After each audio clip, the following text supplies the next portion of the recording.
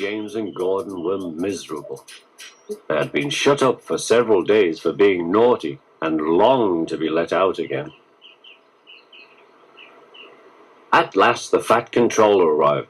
"I hope you are sorry," he said, "and understand that you are not so important after all. We have a new tank engine called Percy who helps pull coaches, and Thomas and Edward have worked the main line nicely. But I will let you out now if you promise to be good." "Yes, sir," said the three engines, "we will." "That's right, but please remember that this no shunting nonsense must stop." He then told Percy, Edward and Thomas that they could go and play on the branch line for a few days. And they ran off happily to find Annie and Clarabelle at the junction. The two coaches were so pleased to see Thomas again. Edward and Percy played with trucks.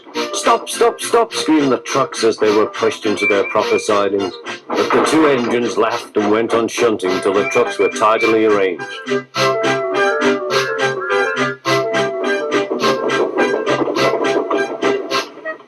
Next, Edward took some empty trucks to the quarry. Percy was left alone. He didn't mind that a bit. He liked watching trains and being cheeky to the other engines. "Hurry, hurry, hurry," he would call, and they got very cross.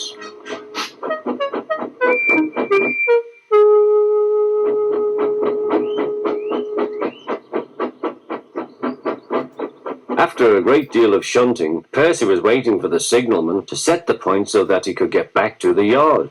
He was eager to work, but was being rather careless and not paying attention. Edward had warned Percy, "Be careful on the main line. Whistle to the signalman you are there." But Percy didn't remember to whistle, so the busy signalman forgot him.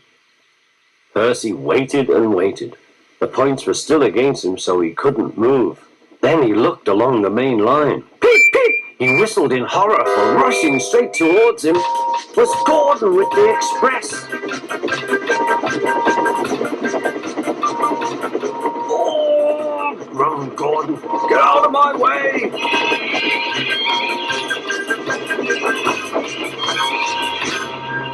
Percy opened his eyes. Gordon had stopped with Percy's buffers a few inches from his own. But Percy had begun to move. "I won't stay here. I'll run away," he puffed.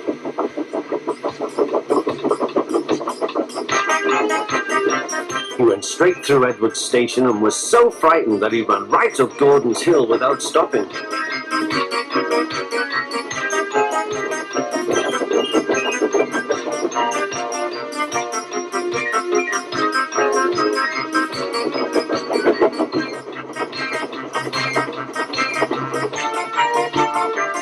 After that he was tired, but he couldn't stop.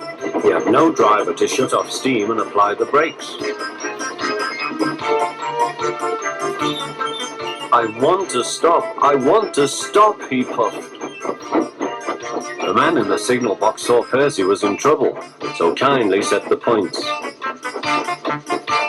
Percy puffed wearily onto a nice empty siding, ending in a big bank of earth. He was too tired now to care where he went. "I want to stop, I want to stop. I have stopped," he puffed thankfully. "Never mind, Percy," said the workman as they dug him out. "You shall have a drink and some coal, and then you'll feel better."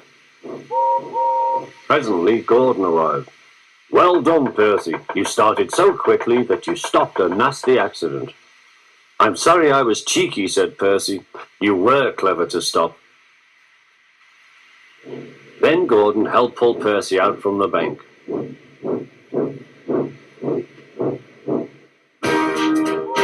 Percy is still cheeky because he is that sort of engine, but he is always most careful when he goes on the main line.